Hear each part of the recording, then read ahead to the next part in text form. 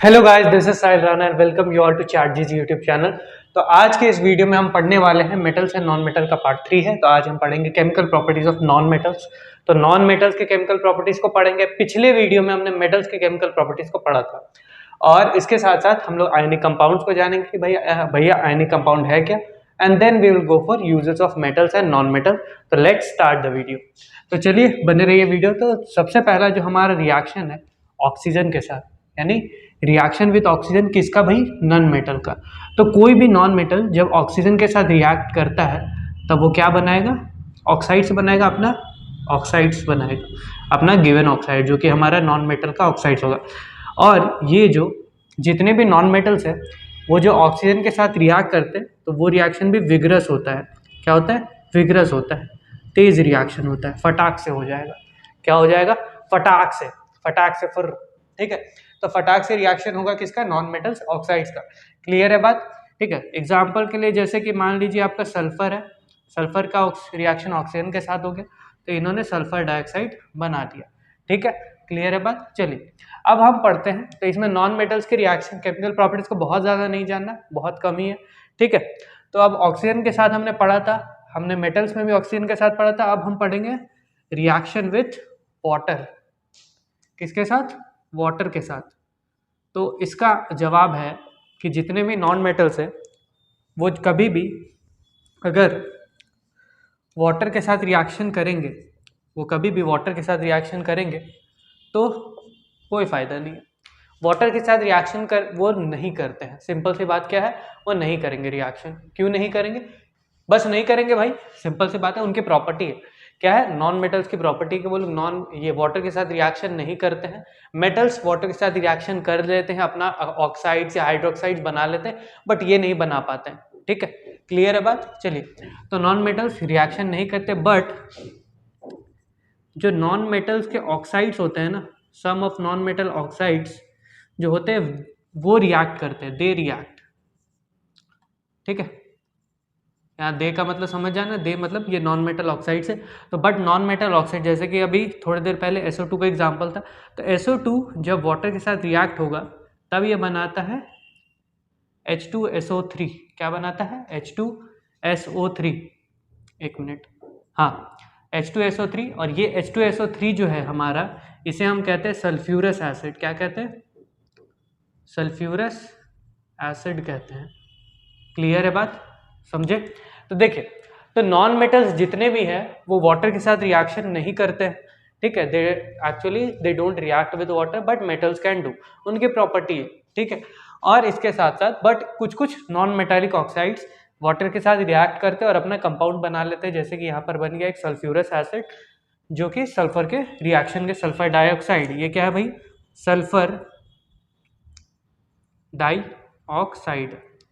And one more thing, अब ये sulphur dioxide से आपका एसिड बन रहा है, तो इससे आप ये क्लेम कर सकते हैं कि जो भी मेरा नॉन मेटालिक ऑक्साइड्स होगा वो क्या होगा? एसिडिक नेचर का होगा। ठीक है, हम जानते थे कि जो मेटालिक ऑक्साइड्स होता है वो बेसिक नेचर का होता है। नोट करेंगे, क्या करेंगे? नोट। कॉपी किताब लेके बैठे होंगे, कॉपी पेन लेके बैठे होंगे, बाजू वाले का बिल्कुल मत छीनना। तो नोट करिए कि non metallic oxides are acidic nature. ये क्या होते हैं? एसिडिक होते हैं। और मेटालिक ऑक्साइड्स जो होते हैं वो क्या होते हैं? बेसिक होते हैं। ठीक, क्लियर है बात? समझ गए? तो नॉन मेटालिक ऑक्साइड्स क्या होते हैं?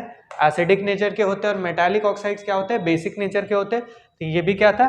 एसिडिक नेचर का। इसने अपना गिवन एसिड बना लिया।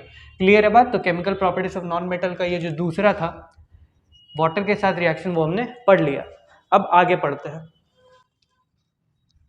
अब हमारा जो थर्ड है वो है हमारा रिएक्शन विथ एसिड्स।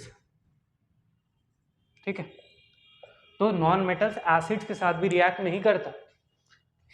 अब बोलेंगे ये क्या हो रहा है? हाँ, सही बात। क्या है?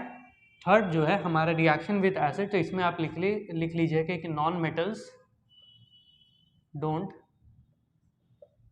React with acid. ठीक है, ये एसिड के साथ रिएक्ट नहीं कर पाता है। They don't form compound at all, they don't form compound at all. ये कंपाउंड्स भी नहीं बनाएंगे, ये रिएक्ट भी नहीं करते हैं, क्लियर है बात, ठीक है। एसिड के साथ रिएक्शन जान लिया, तो हमने देखो अभी क्या क्या जाना। हमने अभी जाना कि ऑक्सीजन के साथ रिएक्ट करता है तो ऑक्साइड्स बना लेगा, वाटर के साथ रिएक्ट नहीं कर पाता है तो क्या होता है, उसके ऑक्साइड्स रिएक्ट करते हैं तो वो कोई कंपाउंड बना लेते हैं, क्लियर है बात। अब देखो नॉन मेटल्स ऑक्साइड्स रिएक्ट नहीं करते हैं और कोई भी कंपाउंड नहीं बनाते, तो रिएक्शन विद एसिड तो हो गया। अब जो हमारा एक और बच रहा है जो कि है हमारी रिएक्शन विद बेसिस, ठीक है। ये सेम टू सेम उतार लेना, ठीक है, यहाँ पे देख लो, यहाँ तो विथ बेसिस। तो जो भी मेरा नॉन मेटल होगा, क्या होगा, जो भी मेरा नॉन मेटल अगर किसी बेस के साथ रिएक्ट करता है तो ये कंपाउंड तो बनाएगा, but this they will form complex compound, ठीक है। ये क्या बनाएगा, कॉम्प्लेक्स कंपाउंड्स बनाता है, क्लियर है बात। तो अब देखो एसिड के साथ रिएक्ट नहीं करता है और बेस के साथ रिएक्ट करता है तो कॉम्प्लेक्स कंपाउंड बनाता है। तो यहाँ पर हमारी जो नॉन मेटल्स की केमिकल प्रॉपर्टीज है वो ऑलमोस्ट कंप्लीट है। अब इसके बाद हमारा जो टॉपिक है वो ये होने वाला है जो कि है हमारा आयोनिक कंपाउंड। आयोनिक कंपाउंड क्या होते हैं, तो आयोनिक कंपाउंड्स को हम लोग एकदम इजी तरीके से समझेंगे कि एक्चुअली में ये है क्या। ये वायर, एक मिनट, चलिए। तो अब हमारा टॉपिक जो होने वाला है वो है आयोनिक कंपाउंड, ठीक है। चलो लिख, हमारा टॉपिक आयोनिक कंपाउंड, ठीक। तो आयनिक कंपाउंड है क्या, तो अभी इतनी देर से मैंने ये बताया कि मेटल्स का ये प्रॉपर्टी है, नॉन मेटल का ये प्रॉपर्टी है। कभी सोचा कि यार अगर मेटल और एक नॉन मेटल के बीच में रिएक्शन हो तब क्या होगा, ठीक है। अगर एक नॉन मेटल और एक मेटल के बीच के रिएक्शन में तब क्या होगा, तब उस टाइम पे आपका बनता है यही आयनिक कंपाउंड। जैसे कि हम जानते हैं, ठीक है, जैसे कि हम जानते हैं, मैंने पहले वीडियो में बताया था आयनिक कंपाउंड से पहले मैंने सोडियम क्लोराइड का एक एग्जांपल दिया होगा ज़रूर। तो सोडियम क्लोराइड में जो सोडियम है वो हमारा क्या होता है, मेटल होता है। क्या होता है, मेटल होता है, जो कि क्या करता है, इलेक्ट्रॉन्स को क्या करता है, डोनेट करता है, ठीक है। और जो क्लोरीन है, क्लोरीन जो कि हमारा नॉन मेटल है, NM, ठीक है, नॉन मेटल, ठीक है। मेटल हमारा कौन था, सोडियम। क्लोरीन हमारा जो नॉन मेटल है वो इलेक्ट्रॉन को क्या करता है, गेन करता है, ठीक है। और ये इलेक्ट्रॉन डोनेट और इलेक्ट्रॉन गेन के कारण बाद, इलेक्ट्रॉन डोनेट करना और इलेक्ट्रॉन गेन करना, उसके बाद वो लोग अपने कंपाउंड्स बनाते हैं। क्या करते हैं, कंपाउंड्स बनाते हैं। और इन्हीं कंपाउंड्स को हम लोग आयनिक कंपाउंड्स कहते हैं। समझो इस चीज़ को, देखो सोडियम जो है और क्लोरीन जो है ये क्या करते हैं, तो ये अपने इलेक्ट्रॉन्स को डोनेट करते हैं या गेन करते हैं टू फॉर्म आयंस। और वो आयंस जब कंबाइन होते हैं और एक कंपाउंड बनाते हैं उन्हीं को हम क्या कहते हैं, आयनिक कंपाउंड कहते हैं। क्लियर रहो, सिंपल सी चीज़ है। आयनिक कंपाउंड्स यही है कि कोई भी दो आयंस कंबाइन करेंगे, इसमें क्या करेंगे, आयंस क्या करते हैं, कंबाइन करते हैं। अब सोचो कि आयंस क्या है, दिमाग में ज़रूर आएगा कि आयंस है क्या। देखो जैसे कि मैंने एग्जांपल दिया अभी सोडियम का और क्लोराइड का। तो सोडियम का हम जानते हैं कि 281 ये इसका नंबर ऑफ इलेक्ट्रॉन्स होता है। तो हम पहले शेल में तो हम पहले 2 इलेक्ट्रॉन रखते हैं, फिर 8 इलेक्ट्रॉन रखते हैं, फिर उसके बाद फिर इलेक्ट्रॉन्स रखते हैं। तो 2 8 1 और इसका क्या होता है 2 8 और 7, ठीक है। अब जैसे ही सोडियम एक इलेक्ट्रॉन को छोड़ देगा तो इसके पास क्या हो गया, ओवरऑल एक पॉजिटिव चार्ज आ जाता है। और जो क्लोरीन जैसे ही इस एक इलेक्ट्रॉन को गेन करके 8 बनाएगा, इसके पास ओवरऑल एक नेगेटिव चार्ज आ जाता है, ठीक है। तो इन्हीं पॉजिटिव चार्ज को हम लोग बोलते हैं, ये होगा आपका सोडियम का आयन। ये क्या हो गया, सोडियम का आयन कहलाएगा, ठीक है। जब वो चार्ज गेन कर जाए, जब उस पर ओवरऑल कोई चार्ज आ जाता है। और ये क्या होगा, ये होगा क्लोरीन का आयन, ठीक है। तो क्लोरीन के आयन, ठीक। अब ये दोनों आयंस को देखोगे तो दे आर ऑपोजिटली चार्ज। क्या है ये, ऑपोजिटली चार्ज, ठीक है। तो हम लोग ये लिख सकते हैं कि ऑपोजिटली चार्ज आयंस कंबाइन, क्या होते हैं, combine to form a compound called ionic compound. तो उन्हें हम आयोनिक कंपाउंड कह सकते हैं क्या, हाँ बिल्कुल कह सकते हैं, हम लोग उन्हें आयनिक कंपाउंड कह सकते हैं। तो ऑपोजिटली चार्ज आयंस जो होंगे, आयंस हमने समझ लिया जब भी कोई मेटल या नॉन मेटल, ये हमारा सोडियम क्या है, मेटल है, और ये हमारा क्लोरीन क्या है, नॉन मेटल NM, ठीक है। तो जब भी कोई मेटल या फिर कोई नॉन मेटल आपका रिएक्ट करे, यानी ये कंबाइन करता है, ये पहले आयंस बनाएंगे, उसके बाद क्या होंगे, ये कंबाइन करेंगे, तब जाके कोई कंपाउंड बनाएंगे। इन्हीं कंपाउंड्स को हम लोग क्या बोलते हैं, आयनिक कंपाउंड्स बोलते हैं। ठीक है, समझ गए, क्लियर है बात। तो देखो सोडियम मेटल ने क्या किया, इलेक्ट्रॉन को डोनेट किया, और क्लोरीन मेटल ने इलेक्ट्रॉन को गेन किया।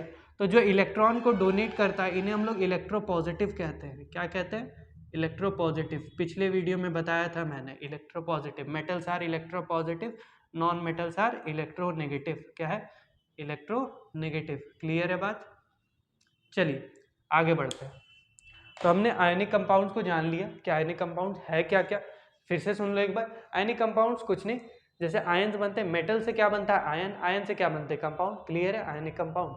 तो आयन कैसे बनता है, जब कोई भी मेटल ओवरऑल एक चार्ज को डोनेट करता है, जब वो इलेक्ट्रॉन्स को क्या करता है, डोनेट करता है, और वो आयंस में कन्वर्ट होता है और फिर वो कंपाउंड बनाता है, तब क्या बनता है, आयनिक कंपाउंड। क्लियर है, चलिए आगे बढ़ते हैं।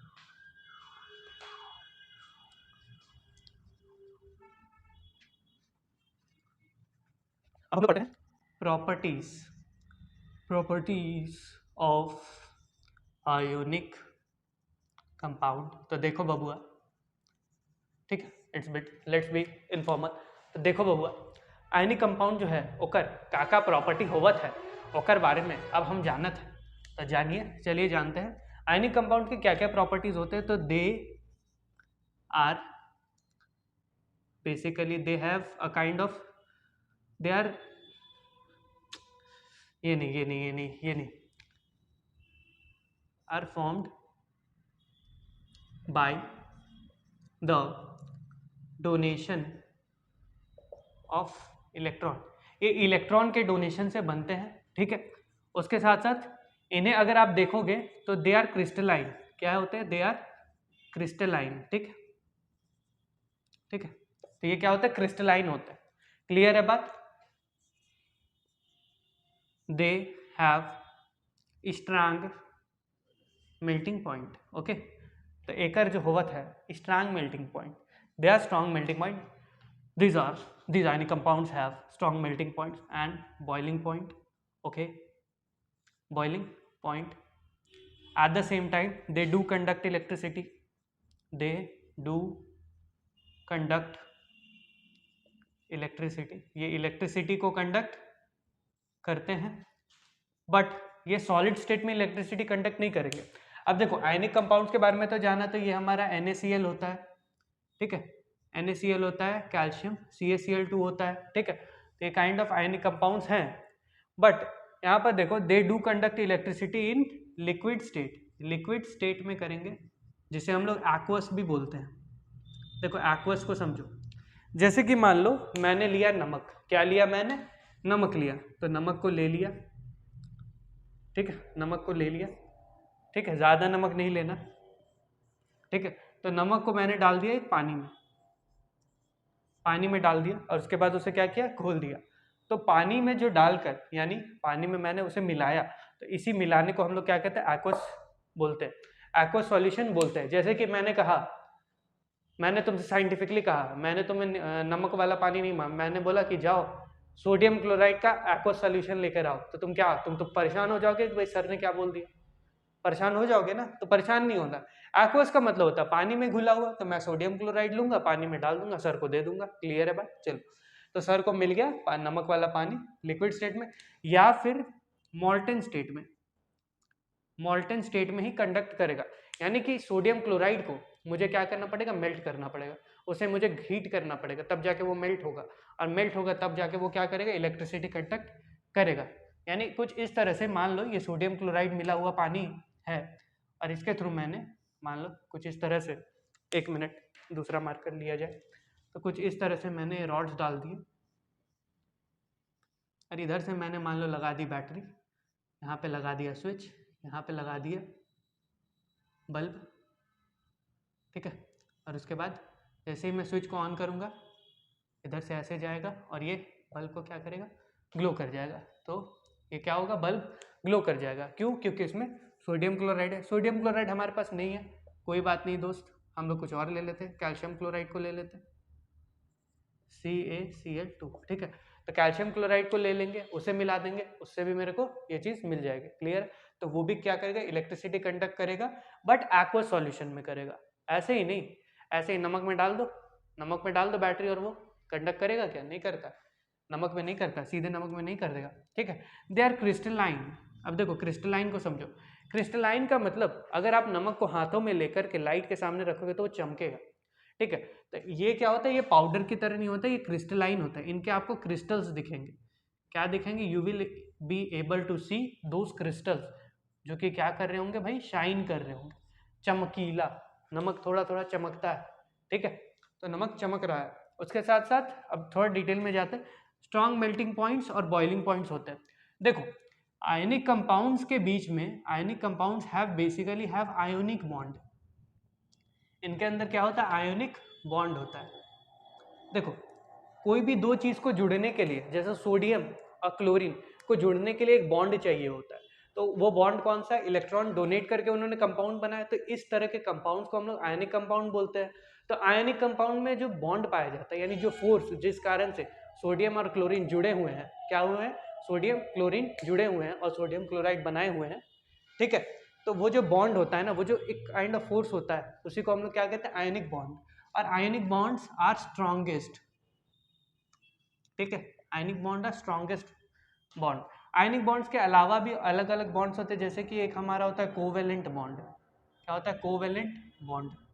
कोवेलेंट बॉन्ड क्या होता है, कार्बन और हाइड्रोजन के बीच में जैसे CH3 होता है, ठीक है, या CH4, सॉरी CH3 नहीं, CH4। तो CH4 जैसे कि ये होता है एक मीथेन, ठीक है, मीथेन। तो CH4 होता है मीथेन।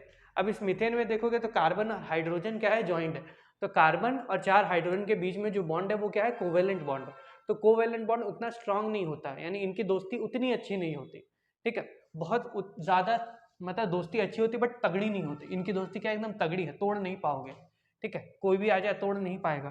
तो they do conduct electricity, they have strong melting point. Strong melting point की जगह मुझे हाई लिखना चाहिए था, ठीक है, स्ट्रांग नहीं हाई। तो they have high melting point and boiling point, क्योंकि इनके अंदर क्या होता है, बॉन्ड होता है, which is the ionic bond and it the strongest one. क्या है ये, स्ट्रॉन्गेस्ट बॉन्ड एवर, ठीक है। दे डू कंडक्ट इलेक्ट्रिसिटी, ये लोग इलेक्ट्रिसिटी कंडक्ट करते हैं, क्लियर है बात, और डोनेशन ऑफ इलेक्ट्रॉन से बनते हैं, क्लियर है बात, ठीक है। और इनके जो स्ट्रक्चर्स होते हैं ना, वो क्या होते हैं, एकदम प्रॉपर स्ट्रक्चर होते हैं। They have lattice structure, they have lattice structure. अब सोचो कि ये क्या है, लैटिस स्ट्रक्चर का मतलब, लैटिस स्ट्रक्चर का बहुत ज़्यादा डीप में नहीं जाना, बस इतना समझना कि इनकी जो कॉम्बिनेशंस होती है ना, मतलब सोडियम के और क्लोरीन के जो एलिमेंट, मतलब मॉलिक्यूल्स के या एटम्स की, वो कॉम्बिनेशन काफ़ी स्ट्रांग होता है, ठीक है। वो इस तरह से मतलब उन्होंने ये करके रखा है, इस तरह से वो मतलब मिले हुए हैं, इस तरह से वो लोग जुड़े हुए हैं, या इस तरह से वो लोग प्लेस किए हुए हैं उस सॉल्ट में, उस क्रिस्टल में, कि वो लोग क्या है, बहुत ज़्यादा स्ट्रांग है, ठीक है, क्लियर है बात। चलिए, उनके बीच में बॉन्ड बहुत ज़्यादा स्ट्रांग है क्योंकि उनके बीच में क्या है, लैटिस स्ट्रक्चर है, ठीक है, लैटिस स्ट्रक्चर है। समझ गए, प्रॉपर्टीज को हमने समझ लिया, आयनिक कंपाउंड के प्रॉपर्टीज को समझ लिया। अब बढ़ते हैं हमारे लास्ट टॉपिक की तरफ, जो कि इस वीडियो का होने वाला है, जो कि है हमारे uses of metals and non metal. क्या है भाई, uses of metals and non metals, ठीक है। चलिए, मेटल्स और नॉन मेटल्स के बीच के यूजेस को जानते हैं। तो मेटल्स में हम लोग जानते हैं कि गोल्ड होता है, सिल्वर होता है। तो गोल्ड और सिल्वर का क्या यूज़ है भाई, इनका यूज़ है ज्वेलरी बनाने में। किस में, ज्वेलरी, ठीक है, ज्वेलरी बनाने में ये यूज़ आते हैं। उसके अलावा जैसे कॉपर हो गया, कॉपर का यूज़ हम लोग वायर्स बनाने में करते हैं, ठीक है, कॉपर का यूज़ किस में करते हैं, वायर्स बनाने में करते हैं। गोल्ड सिल्वर का यूज़ हो गया, कॉपर का यूज़ हो गया, जिंक का भी जान लेते हैं। तो जिंक जो होता है ये प्रोटेक्ट करता है, किसे प्रोटेक्ट करता है, आयरन को, ठीक है, फ्रॉम रस्ट। देखो क्या होता है कि जिंक जो है, जिंक का जितने भी आयरन आर्टिकल होते हैं ना, उनके ऊपर जिंक का एक लेयर लगाया होता है। तो लेयर लगाया होता है जिसके कारण से क्या है, जिंक तो रिएक्टिव, तो जिंक क्या करता है, आयरन को बचा लेगा, किससे, सड़ने से, मतलब रस्ट से बचा लेता है। कौन, जिंक बचा लेता है किसको, आयरन को। आयरन को जिंक बचा लेता है फ्रॉम रस्टिंग, ठीक है भाई, क्लियर है बात। तो जिंक प्रोटेक्ट करता है, कॉपर से हम लोग वायर बनाते हैं, गोल्ड सिल्वर से ये बनाते हैं। और देखते हैं, चलिए डायमंड की बात करते हैं। तो डायमंड जो है, डायमंड किससे बना है? एक नॉन मेटल है। डायमंड किसका है? फॉर्म है कार्बन का। किसका फॉर्म है भाई? कार्बन का। तो डायमंड एज ए कार्बन का फॉर्म है, और ये क्या होता है? स्ट्रॉन्ग है, स्ट्रॉन्गेस्ट और you can say hardest substance है। ठीक है, तो हार्डेस्ट सब्सटेंस पूरे यूनिवर्स में ये एग्जिस्ट करता है, हार्डेस्ट मटेरियल, और पूरे अर्थ में एग्जिस्ट करता है हार्डेस्ट मटेरियल। और इससे हम लोग ग्लास का कटिंग करते हैं, ग्लास कटिंग करते हैं, यानी कि जो शीशे होते हैं ना, उनकी जो कटिंग होती है वो डायमंड की हेल्प से होती है। शीशों को हम लोग डायमंड से काटते हैं। सोचो इंडस्ट्रीज कितना पैसा खर्च करती होंगी शीशों को काटने के लिए, और उन्हीं शीशों को हम लोग क्रिकेट खेलते खेलते तोड़ देते हैं। ठीक है, बड़ा मजा आ गया तोड़ने में। लेजर से भी कट होती है, डायमंड से भी कट होती है, बहुत सारे तरीके हैं। चलिए और क्या क्या है, और इन सब के अलावा कि जो हमारा सबसे अबंडेंट, सबसे ज़्यादा अवेलेबल, जैसे ऑक्सीजन को हम जानते हैं, ऑक्सीजन हमारे रेस्पिरेशन में काम आता है। ठीक है, हमारे रेस्पिरेशन में काम आता है। ठीक है, उसके अलावा जैसे अगर आप इसको जान लो, क्या कहते हैं, अभी तो था दिमाग में, कहाँ चला गया? कार्बन को जान लो। तो कार्बन के तो बहुत सारे यूजेस है। कार्बन से हम ग्रेफाइट बना लेते हैं, कार्बन से हम डायमंड बना ले रहे हैं, कार्बन से बहुत सारे काम कर ले रहे हैं। ठीक है, तो इतनी सारी चीज़ें हम लोग कार्बन के हेल्प से कर ले रहे हैं, बहुत सारे कंपाउंड्स हम कार्बन बेस्ड लाइफस्टाइल पर ही। ठीक है, तो ये सारी चीज़ें क्या है? यूजेस है। और भी बहुत सारे यूजेस है, सारे यूजेस को आपने नहीं पढ़ना, सारे यूजेस को बहुत ज़्यादा जान के क्या करोगे। उसके साथ साथ एल्युमिनियम के अगर यूजेस को जानोगे, एल्युमिनियम के हम लोग यूटेंसिल्स बनाते हैं। ठीक है, एल्युमिनियम की कढ़ाई, एल्युमिनियम के बर्तन। ठीक है, एल्युमिनियम से जैसे स्टील हो गया, स्टील हमारा आयरन का एक एलॉय होता है। ये क्या होता है? आयरन का एलॉय होता है। ठीक है, यानी आयरन में जो हम लोग निकल को मिला देते हैं, ठीक है, तो स्टील बन जाता है, और स्टील से हम लोग फिर स्टील से भी हम लोग बर्तन बना लेते हैं। तो नॉन मेटल्स और मेटल्स का हमारा बहुत ज़्यादा यूज़ है। उसके साथ साथ जो हमारा पोटेशियम होता है के, इससे इसका यूज़ हम लोग करते हैं मैचस्टिक बनाने में, मैचस्टिक बनाने में। ठीक है, तो पोटेशियम बहुत ज़्यादा रिएक्टिव होता है, तो क्या किया जाता है, मैचस्टिक वाले जो पोर्शन होते हैं, मैचस्टिक में ऊपर देखोगे जो पोर्शन है जो घिसता है, तो वो पोर्शन, वो जो घिसने वाला पोर्शन है, और वो क्या होता है, उसमें थोड़े बहुत पोटेशियम होता है। तो जैसे ही वो मतलब उसको रब किया जाता है, उसको हल्की सी हीट मिलती है, वो बर्न कर जाता है, और फिर वो मैचस्टिक को जलने लगता है। ठीक है, तो ये सारी चीज़ें, ये सारी चीज़ें क्या है? यूजेस है किसके? मेटल्स और नॉन मेटल्स के। और यहाँ पे हमारा ये वाला पार्ट खत्म होता है, और हमारा ये चैप्टर जो है मेटल्स और नॉन मेटल पार्ट 3, ये भी खत्म होता है, चैप्टर इज कंप्लीटेड। तो मिलते हैं आपसे अगले वीडियो में, तब तक के लिए जय हिंद।